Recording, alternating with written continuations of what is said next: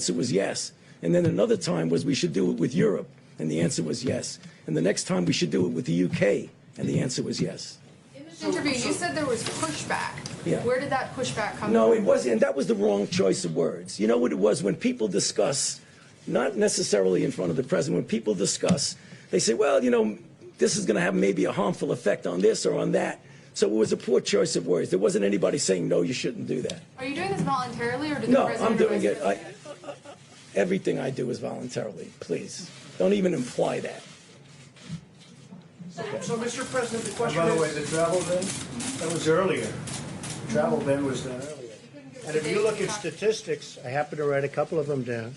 If you look at statistics, so on January 6th, that's long before the dates you're talking about, there were, CDC issued a travel notice for Wuhan, China, a notice, before there was even a confirmed case of the virus in the United States. That's on January 6th. It's all documented because we have so much fake news. I like to document things. January 6th, long before the dates we're talking about, CDC issued travel notice to Wuhan, for Wuhan. On January 11th, we have 0 cases in the United States. 0. We don't have any cases. So there are no cases reported that we know of. This is January 11th. The CDC issued a level 1 travel notice for health, while there were still no confirmed cases. So we had 0 cases. People want me to act. I'm supposed to close down the economy, the greatest economy in the history of the world, and we don't have 1 case confirmed in the United States. That's January 11th. On January 17th, the CDC began implementing public health entry screenings at 3 major U.S. airports that received the greatest volume of passengers from Wuhan at my instructions. There was not a single case of the coronavirus in the United States. So on January 17th, there wasn't a case, and the fake news is saying, oh, he didn't act fast enough. Well, you remember what happened.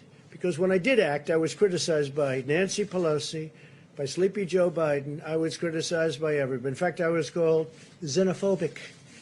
I was asking Biden to please define that for me. I was called other things by Democrats and some others, not too many others, actually. So that, by the media, definitely. Now, on January 21st, this is long before the time we're talking, because when Tony's talking, I believe he's talking about the end of February. On January 21st, okay, still early, there was 1 case of the virus. At that time, we called it the Wuhan virus, right? Wuhan. There was 1 case in the whole United States. We had 1 case. This is all documented. It all comes from you. A lot of it comes from you people. On January 21st, the CDC activated an emergency operations center. There was just 1 case, 1 person. That's why that ad was such a phony. There was 1 person in the United States. You know, they usually say there's only 1 person. That statement was made at that time. 1 case in the whole United States. 1 case. I'm supposed to shut down the government, the biggest economy in the history of the world. Shut it down. We have 1 case. 7 cases were on January 31st. Now, on January 21st, there was a case. Not 1 person had died.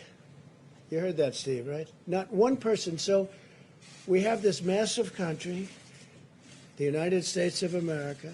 We have the greatest economy in the world, bigger than China's by a lot, right? Because of what we've done over the last 3.5 years, prior to the virus, but including the virus. So we have the biggest economy, the greatest economy we've ever had, the highest employment numbers, the best employment numbers, best unemployment numbers also, the best of everything. So on January 31st, think of it, not 1 person has died. Not 1. Nobody died. Not 1, John. I don't think you'll find any.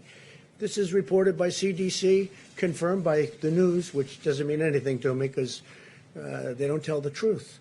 But CDC reported January 31st, not 1 person has died, and I issued a travel restriction from China.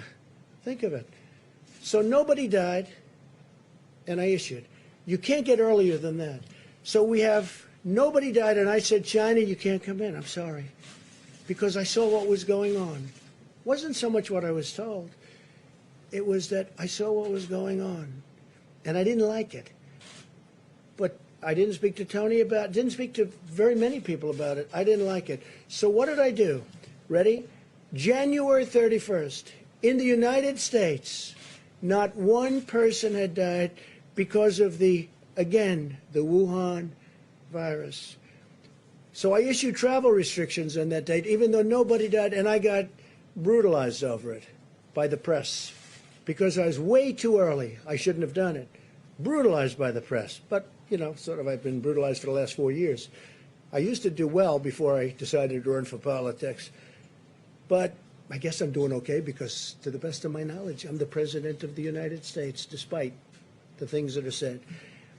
So then, first mandatory quarantine in more than 50 years we did. First mandatory in 50 years. The same restrictions that the Democrats and the media called xenophobic. Now, Joe Biden said he's a racist. He called me a racist because I said we're shutting down entry from China. We're shutting it down.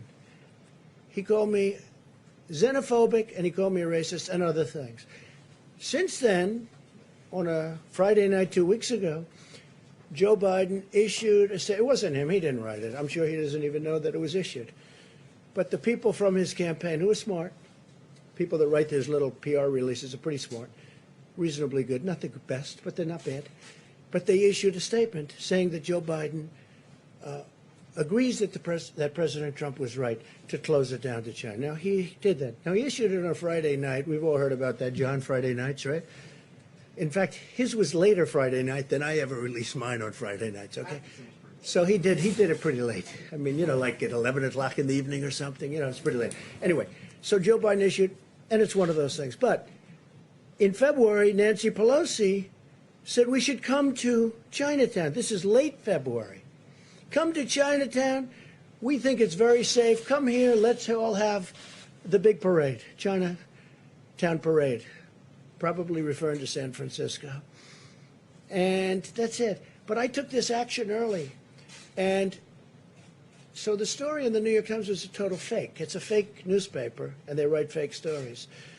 And someday, hopefully in 5 years when I'm not here, those papers are all going out of business because nobody's going to want to read them. But now they like them because they write about me.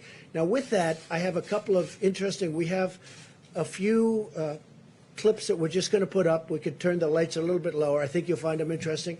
And then we'll answer some questions. I'll ask you some questions because you're so guilty, but forget it. But most importantly, we're going to get back onto the reason we're here, which is the success we're having. Okay? Please, you can put it on. Thank you. People should be more concerned right now with the flu in this country. A lot of people are concerned about the coronavirus because they're hearing a lot of news about it right now. But the reality is, comparing it to the flu, for example, it's not even close to being at that stage. What if it is worse? Is this a moment where maybe countries put politics aside, a little bit of pride aside, and do we have U.S. officials? Should U.S. professionals such as yourself get involved? How worried should Americans be about coronavirus? Coronavirus is not going to cause a major issue in the United States.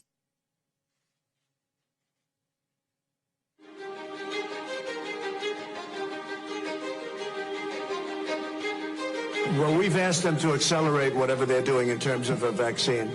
We will be suspending all travel from Europe to the United States for the next 30 days. To unleash the full power of the federal government in this effort today, I am officially declaring a national emergency. Medicare patients can now visit any doctor by phone or video conference at no additional cost. The first 1 million masks will be available immediately. As there were more cases, and it was clear that it was spreading out of China, where it originated, the president took this move that he was widely criticized for by Democrats and even some Republicans at the time, which was he halted a number of flights from China into the U.S. The idea was to halt the spread of the disease, keep transmissions to a minimum. He was accused of xenophobia. He was accused of making a racist move. At the end of the day, it was probably effective because it did actually take a pretty aggressive measure against the spread of the virus.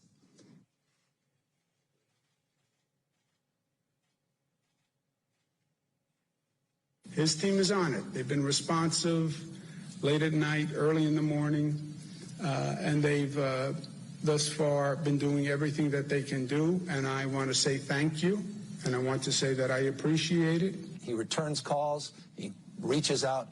He's been proactive.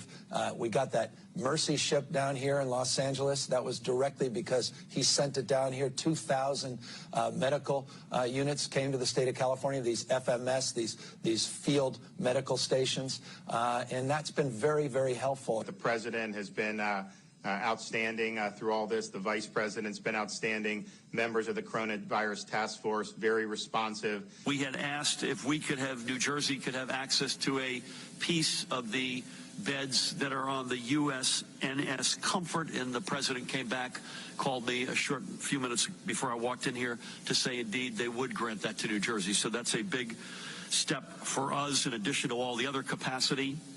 That news is literally hot off the press. And I thank the president and vice president who are on the call together. President Trump approved Arizona's request for a presidential major disaster declaration.